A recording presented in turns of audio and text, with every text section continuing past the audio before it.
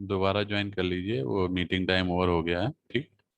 तो ये equation number 3 हो जाएगा। अगर हमारा के 0 हो गया तो उस केस में ST1 ST2 के बराबर आ जाएगा। ठीक है, क्लियर है सभी को? नाउ नेक्स्ट लाइन से द डायरेक्शंस, अगर हम इसको डायरेक्शन वेक्टर्स के फॉर्म में भी रिप्रेजेंट करेंगे, so the directions of vectors in equation 3, अगर हम डायरेक्शन वेक्टर के फॉर्म में रिप्रेजेंट करें, are specified by, specified by direction के फॉर्म में रिप्रेजेंट करेंगे तो कैसे आ जाएगा? तो डायरेक्शन वेक्टर से मल्टीप्लाई हो जाएगा। और डायरेक्शन वेक्टर क्या है? N vector, N cap. Direction vector क्या है? N cap. ठीक है, जैसे हम लोगों ने वहां यूनिट वेक्टर लिया था वैसे यहाँ लेंगे तो N cap, that is H1 minus H2 is equal to K. ठीक है, तो फॉर टेंजेंशियल कंपोनेंट अगर आप देखेंगे तो फॉर, ये तो नॉर्मल फॉर्म में हमने लिखा है, for tangential component, tangential components हमारा ये हो जाएगा ST1 minus ST2 is equal to, ST1 minus ST2 is equal to क्या हो जाएगा? K cross AN। ठीक है, अगर आप लोग वेक्टर के फॉर्म में रिप्रेजेंट करते हैं। ठीक है, तो ये चीज ध्यान रखिएगा, अगर वेक्टर फॉर्म में रिप्रेजेंट करते हैं तो उसके साथ यूनिट वेक्टर भी अटैच हो जाएगा। अब मान लीजिए हाँ ठीक है, अब मान लीजिए अगर हमें बी के फॉर्म में रिप्रेजेंट करना है, फॉर टेंजेंशियल बी वी है, अगर बी के फॉर्म में रिप्रेजेंट करेंगे तो B is equal to mu into H होता है, ये सभी को पता है। तो ये आ जाएगा B T1 by mu 1 minus B T2 by mu 2। ST2 की वैल्यू क्या हो जाएगी? B T2 बाई म्यू 2, क्योंकि B is equal to mu into H होता है। ठीक है, और ये आपका के बराबर हो जाएगा। एन को हमने यूनिट वेक्टर के फॉर्म में 1 ले लिया है, तो this will give you magnitude के फॉर्म में आपको ये मिल जाएगा in terms of magnetic flux density, that is equation number 5। ठीक है, तो सारे ये आपको याद रखने पड़ेंगे क्योंकि एग्जाम में किसी भी फॉर्म में ये पूछा जा सकता है। ठीक है, क्लियर है सभी को? किसी भी फॉर्म में न्यूमेरिकल आ जाता है, इसलिए आपको, अब इसका हम थीटा के फॉर्म में भी देख सकते हैं, टेंजेंशियल कंपोनेंट। ठीक है, तो एक लाइन लिख लीजिएगा, इफ H1 ब्रैकेट में और B1, ठीक है, एंड S2 ब्रैकेट में और B2, ठीक है, make angles θ1 and θ2, make angles θ1 and θ2, ठीक है, with the normal to the, with the normal to the interface between two media, interface between two media। ठीक है, कहने का मतलब क्या है, मैं डायग्राम बना देता हूँ। देखिए जैसे ये हमारा डायग्राम है, ठीक है, यहाँ हम सेंटर पे we have just taken A, ये देखिए ये हमारी रे है, आप लोगों ने पढ़ा भी होगा ऑप्टिक्स में, ये इंसिडेंट रे है, ये रिफ्लेक्टेड रे है। ठीक है, तो this is making an angle θ1 and this is making an angle θ2, नीचे वाला। ठीक है, ये आपका θ2 बना रहा है। ठीक है, ये मीडियम फर्स्ट है, ये मीडियम सेकंड है, ये वही टेंजेंशियल कंपोनेंट के लिए ही हम लोग अभी फाइंड कर रहे हैं, ध्यान रखिएगा। ठीक है ना, this is your medium 1 and this is your medium 2। ठीक है, क्लियर? तो यहाँ पे जो फील्ड आप निकालेंगे H1 और B1 निकालेंगे, ठीक है, एंड यहाँ पे जो निकालेंगे फॉर दिस S2 और B2 निकालेंगे। ठीक है, ये कैसे निकालेंगे अभी हम लोग को देखना है। तो जैसे कि आप देख रहे होंगे इस डायग्राम के अकॉर्डिंग भी, या हमने अभी इक्वेशन नंबर आपको पीछे बताया था, from this equation you can see ST1 is equal to ST2 था, तो इसी को लेके चलेंगे हम। एज टेंजेंशियल कंडीशन क्या है, S T one is equal to S T two. ये कब था, जब के की वैल्यू जीरो थी, तो के हम जीरो मान के चल रहे हैं, ठीक है। S T one is equal to S T two. So S T one की वैल्यू अगर आप देखेंगे यहाँ से, जो एच कंपोनेंट इसका होगा वो क्या होगा, ये सॉरी यहाँ पे देखिए, एस टी वन की वैल्यू क्या होगी, H one sine theta one होगी।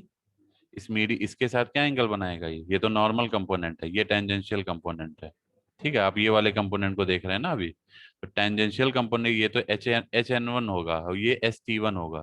तो एस टी वन वाला कंपोनेंट अगर इसके साथ देखेंगे, टेंजेंशियल कंपोनेंट इस सरफेस के साथ, तो क्या एंगल बनाएगा, साइन थीटा वन बनाएगा, है ना, क्योंकि ये थीटा वन है तो ये साइन थीटा वन होगा इधर का। ये कॉस कंपोनेंट है, ये साइन कंपोनेंट होगा, sine 90 minus theta, sorry cos 90 minus theta, that will be sine theta. तो इसका मतलब ये जो एस टी वन है that is your H one sine theta one.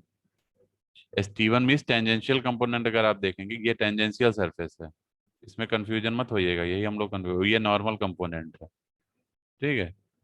तो अगर आप ये यहाँ पे एच एन वन आएगा, यहाँ एस टी वन आएगा, तो एच एन वन को अगर देखेंगे तो एच एन वन होगा H one cos theta one, और एस टी वन होगा H one sine theta one, होगा कि नहीं होगा, ठीक है। Is equal to S T two अगर देखेंगे, तो एस टी टू अगर देखेंगे तो क्या होगा, यहाँ पे आपका एस टी टू आएगा जो कि टेंजेंशियल होगा, और नॉर्मल कंपोनेंट यहाँ होगा एच एन टू। तो हमें एस टी टू देखना है, S T two is equal to होगा H two sine theta two, H two sine theta two, क्योंकि इधर कॉस बन रहा है, ठीक है। ये हो जाएगा, सभी को समझ में आ रहा है, बताइए। दैट इज इक्वेशन नंबर 6, ठीक है। सो एंड सिमिलरली आप बी बी मैग्नेटिक फील्ड के फॉर्म, फ्लक्स डेंसिटी के फॉर्म में भी लिख सकते हैं, जैसे H N one is equal to S T two, ऐसे B N one is equal to B N two भी होगा। ये कहाँ से हमने लिखा है, B N one is equal to B N two, बताइए। जैसे हमारी ये मैग्नेटिक फ्लक्स डेंसिटी बराबर है, ऐसे ये भी बराबर होगा, और दोनों मीडियम हमने क्या ले लिया है, इक्वल ले लिया है, ठीक है, इक्वल मीडियम मान के चलना है। तो कहने का मतलब हमारा ये आ जाएगा, और इसको हम ऐसे भी लिख सकते हैं, बी एन वन को लिखेंगे तो बी एन वन भी आपका क्या हो जाएगा, बी एन वन होगा बी वन कॉस थीटा, क्योंकि ये दोनों एक दूसरे के परपेंडिकुलर होते हैं, ठीक है ना, B N H, B N one is sorry, ये हो जाएगा B one cos theta one is equal to B two cos theta two, ठीक है। This is equation number 7। तो अगर आप डिवाइड करते हैं इक्वेशन नंबर 6 को 7 से, डिवाइड इक्वेशन 6 बाई इक्वेशन 7, इक्वेशन 7 वी गेट, तो अगर 6 को 7 से डिवाइड करते हैं तो आपको क्या मिल जाएगा, क्या आ जाएगा देखिए, H one by B one, sine upon cos हो जाएगा tan theta one is equal to H two by B two into tan theta two, ठीक है, सही है। तो आप ऐसे भी लिख सकते हैं, tan theta one by tan theta two is equal to B one by H one, दूसरे ब्रैकेट में B two by S two, ठीक है। अब अगर आप sorry S two by B two, not B two by S two, यहाँ पे आएगा S two by B two, ठीक है। तो इसको ऐसे भी लिख सकते हैं, और tan theta one by tan theta two, tan theta one by tan theta two आपका आ जाएगा mu one by mu two के बराबर आ जाएगा, ठीक है। Mu one by mu two, B one is equal to mu one H one हो जाएगा, बी टू की value mu two H two हो जाएगी, तो एच टू से एच टू नीचे कैंसिल हो जाएगा, एच वन से ऊपर एच वन कैंसिल हो जाएगा, तो टेन थीटा वन बराबर ये आ जाएगा, नहीं आ जाएगा, बताइए, mu one by mu two, ठीक है। इसको बोलते हैं law of reflection for magnetic flux line at the boundary. This is your equation number 8, and this is your boundary condition अब आपकी ओवर हो गई, ठीक है। तो this is law of refraction for magnetic flux line, magnetic flux lines at boundary, ठीक है, with no surface current, with no surface current. I think यहाँ तक सभी को समझ में आ गया होगा, किसी को कोई डाउट हो तो पूछ लीजिए।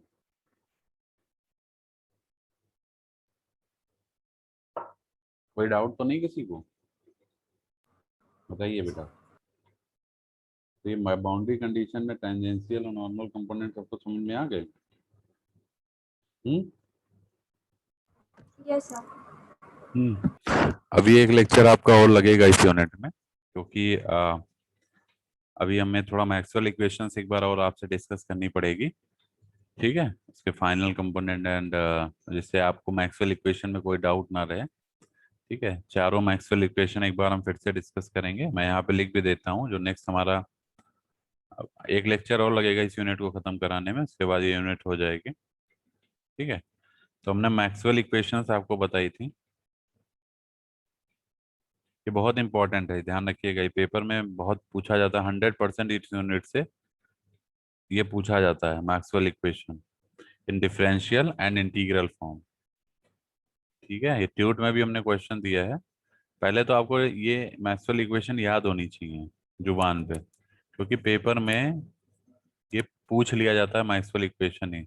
ठीक है, तो इसके इलेक्ट्रोस्टैटिक और मैग्नेटोस्टैटिक को मिला के टोटल 4 इक्वेशंस हैं। 2 इलेक्ट्रोस्टैटिक पे बेस्ड हैं, 2 मैग्नेटोस्टैटिक पे बेस्ड हैं। ठीक है, ये ध्यान रखिएगा। तो पहले अब जैसे टेबल अगर हम बनाए तो यहाँ पे एक हमारा सीरियल नंबर आ जाएगा। ठीक है, यहाँ पे डिफरेंशियल फॉर्म आ जाएगा,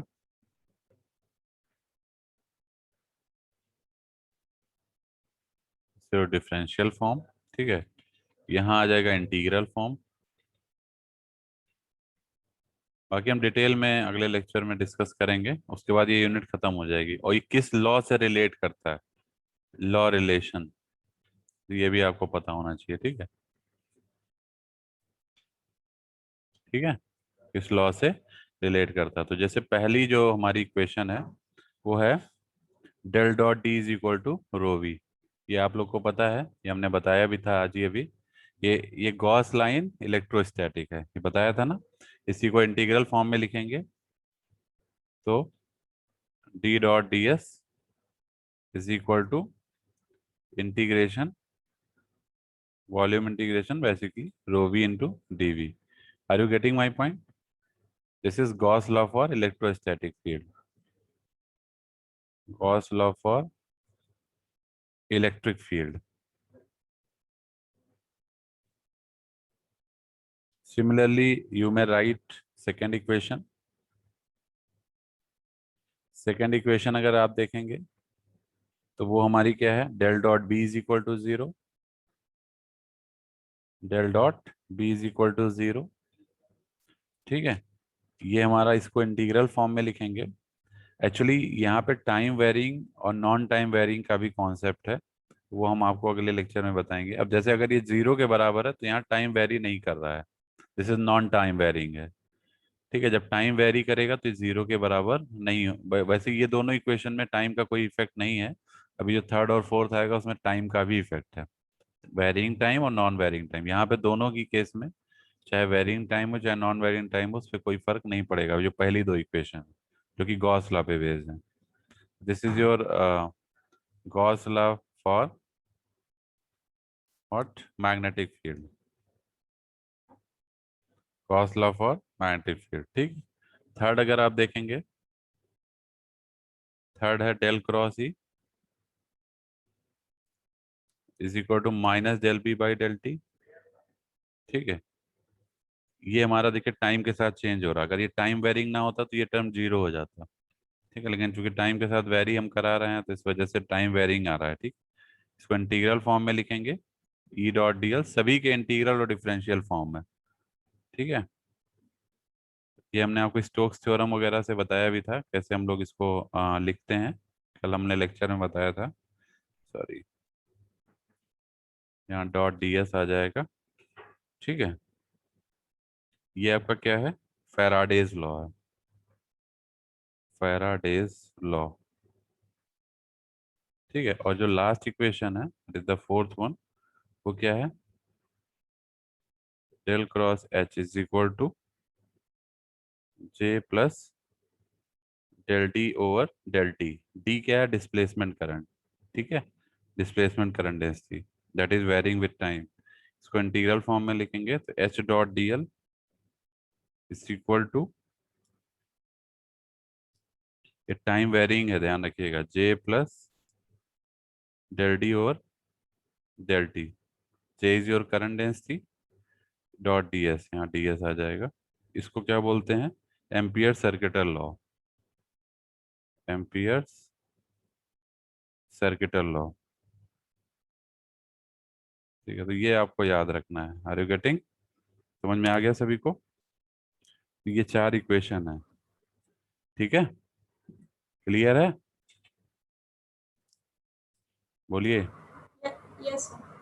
ये आपको याद होना चाहिए जुबान पे, ये पेपर में आता है। ठीक है, अब हम लोग अगले लेक्चर में इसको थोड़ा डिटेल में डिस्कस कर लेंगे एक बार। ठीक है, और फिर ये यूनिट आपकी वाइंड अप हो जाएगी, खत्म हो जाएगी। तो फिलहाल मैं अभी अटेंडेंस ले ले रहा हूँ, आप लोग अटेंडेंस अपनी बोल दीजिए फटाफट। हाँ, रोल नंबर, 1 मिनट रुक जाइए बेटा, 2 मिनट और लगेगा, अटेंडेंस ले लेते हैं बस।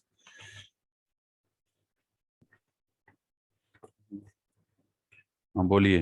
Roll number 122, present sir. 123, present sir.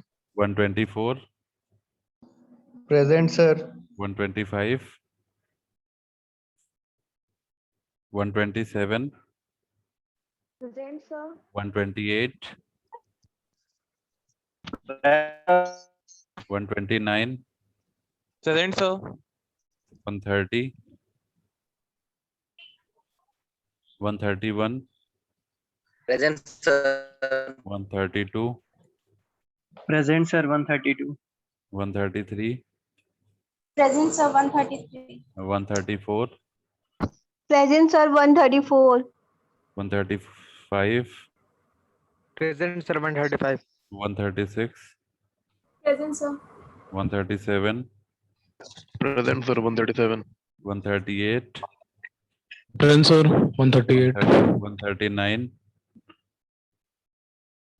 Sir 130, 140, present sir 140 present. 141, present sir. 142,